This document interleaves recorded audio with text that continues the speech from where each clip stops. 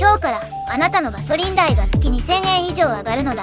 原因はペルシャ湾の向こう側にあるのだ。ずんだもん先輩、ガソリン代が月に1000円ってどういうことですか？中東でまた何か起きたんですか？中東戦争が今日でちょうど5週目に入ったのだ。ブレント原油が1バレル115ドルを超えて、韓国株が 5% 急落。日経平均も朝の9時13分に 5% 下がって2026年最安値をつけたのだ。さらに円は160円を突破してしまったのだ。この全部が一本の糸でつながっているのだ。韓国株 5% 急落と日本の円安って、どうして中東の戦争とつながるんですか？日本は直接参戦しているわけじゃないですよね。そこが面白いポイントなのだ。まず地図を思い浮かべてほしいのだ。ペルシャ湾からホルムズ海峡を通る石油、その 75% がアジア向けなのだ。中国、インド、日本、韓国、この4カ国で 75% を占めているのだ。フォレスターのアナリスト、フレデリック・ジロン氏がこの数字を示しているのだ。つまりホルムズ海峡が閉まれば、打撃を受けるのはヨーロッパよりアジアの方が圧倒的に大きいのだ。75% もですか。じゃあ日本は特に打撃が大きいってことですよね。でもホルムズ海峡はまだ封鎖されていないんですよね。今はまだ完全封鎖じゃないのだ。でも市場が恐れているのは封鎖されるかもしれないというリスクそのものなのだ。これは保険の話と同じなのだ。家が燃えてから保険に入っても遅い。火事になるかもしれないと思った瞬間に保険料が跳ね上がるのだ。原油先物市場でも全く同じことが起きていて、攻撃が続いて海峡封鎖リスクが上がるたびに石油の値段はどんどん先に上がっていくのだ。では今回の戦争でどこが攻撃されているか整理するのだ。ミドルイーストアイの報道によると、テヘランのメフラバード空港が爆撃された。また北西部タブリーズの石油化学プラントも攻撃されたのだ。さらにイランはクウェートの発電、海水淡水化プラントを攻撃して、インド人労働者1人が死亡したのだ。湾岸の淡水化プラントは飲料水の命綱なのだ。インフラ攻撃が始まったということは、戦争が新しいフェーズに入ったということなのだ。空港とか水道プラントへの攻撃って、普通の市民も巻き込まれますよね。数字より、そっちの方が怖くなってきました。戦争って本当に広がっているんですね。そうなのだ。そしてここからさらに衝撃的な話が出てきたのだ。トランプ大統領がフィナンシャルタイムズのインタビューで言ったのだ。イランの石油を奪うのが僕の一番好みだ。カルグ島を奪うかもしれないし、奪わないかもしれない。選択肢はたくさんある。とね。カルグ島というのはイランの石油輸出の約9割を担う港なのだ。ここを抑えれば、イランの経済的な命綱を握ることになるのだ。でも先輩、カルグ島を奪っていったら、それって事実上のイランの石油の支配じゃないですか。市場はそれを安定として受け止めて、むしろ原油が下がったりしないんですか？そこがまさに逆なのだ。CNBC とマーケットウォッチの報道を横断してみると、マーケットウォッチは戦争が想定より長引くリスクを市場が初めて織り込んでいると報じているのだ。一方 CNBC は石油インフラへの直接的な脅威として強調している。どちらのメディアも共通して言っているのは、市場はダッシュ、安定と見ていないということなのだ。なぜならダッシュの過程でカルグ島が破壊される、あるいはイランが残りの輸出ルートを全て止めるという最悪シナリオを織り込んでいるからなのだ。不確実性そのものが一番怖いのだ。さらにウォールストリートジャーナルによると、トランプ氏はイランのノースクーランを地上部隊で押収することまで検討しているというのだ。 450kg のノースクーランを確保することが停戦条件という話が出ているのだ。これが意味するのは、この戦争は短期終結、シナリオが急速に薄れているということなのだ。ペンタゴンが数週間にわたる地上戦を準備中とワシントンポストが報じているのも同じ方向を示しているのだ。先輩、それって2003年のイラク戦争と同じ構造じゃないですか？あの時も短期で終わるって言われていたのに、結局何年もかかりましたよね。鋭いのだ。2003年のイラク戦争は6週間で完全終結と言われて、実際に組織的な戦闘は止まった。でも治安戦争は2011年まで続いたのだ。今回のイランはイラクの3倍の人口を持つ大国で、核開発の技術もある。当時と構造が酷似しているのだ。あの時原油は1バレル35ドルから58ドルに上がった。今回はすでに115ドルなのだ。起点が違うわけ。影響の深刻さも桁違いなのだ。でもこの話、実は日本の電気代と住宅ローンに直撃するのだ。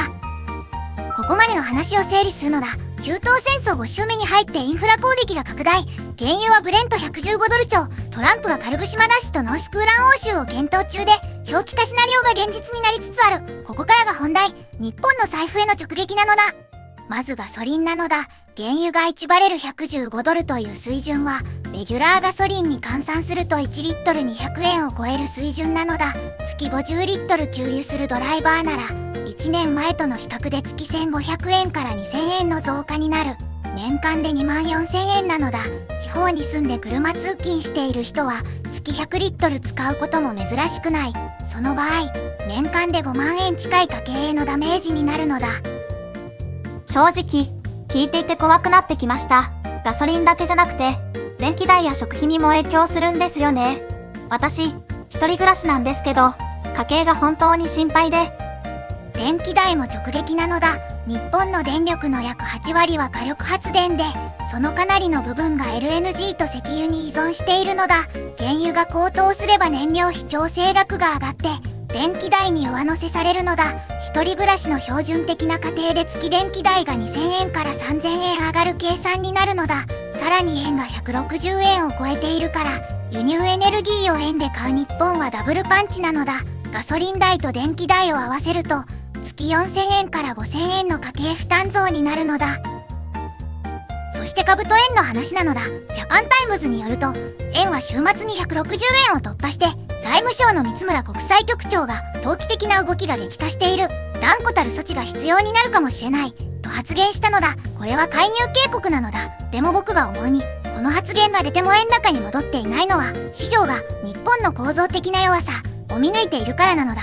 原油高になれば日本は大量の外貨を使って石油を買わなければならない。その分だけ円が売られる。という負けのスパイラルなのだ。私から言わせてほしいんですけど、今回の原油高って実は投資家にとってはチャンスな部分もあるんじゃないですか。産油国の株とかエネルギー関連 ETF とか、ずんだもん先輩はどう思いますか？面白い視点なのだ。確かにサウジアラムコやエクソンモービルの株は上がっているのだ。でも僕が気になるのは、今のアジアの IT 投資への影響なのだ。フォレスターの持論誌によると、APAC の IT 支出は2026年に 9.3% 成長と予測されていたのだ。だがイラン戦争と為替変動でその成長が圧縮される可能性があると警告しているのだ。日本と韓国の IT 企業への発注が減ると、そこで働く人たちの賃金にも影響してくるのだ。原油高の波紋は想像より遠くまで届くのだ。冒頭でガソリン代が月2000円上がると言ったのだ。今日スーパーに行ったら、輸入チーズや輸入ワインの値札を見てほしいのだ。もう値上がりが始まっているはずなのだ。これは来月の話ではなく、今日からの話なのだ。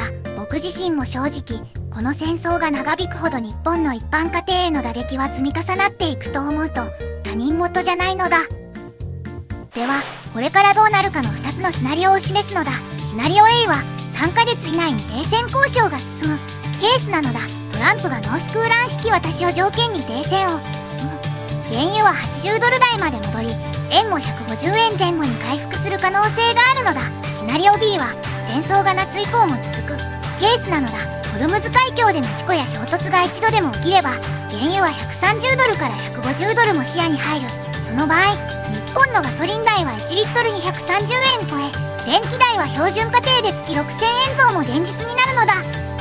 先輩は個人的にはどっちのシナリオになると思いますか？私は正直、シナリオ B の方が現実的な気がして怖いんですが、3ヶ月後に答え合わせしてほしいです。僕の率直な見立てを言うのだ。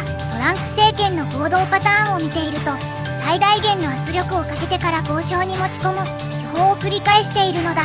カルグ島奪取発言も、ノースクーラン欧州検討も、交渉カードの可能性が高いと僕は思うのだ。ただ、誤爆や偶発的な衝突がホルムズ海峡で起きれば、シナリオ B は一夜で現実になる。これが本当の怖さなのだ。最後に一つ聞かせてほしいのだ。あなたは原油がこれからどうなると思う？まだ上がる？か、そろそろ下がる？か、コメントで教えてほしいのだ。今日は中東戦争5週目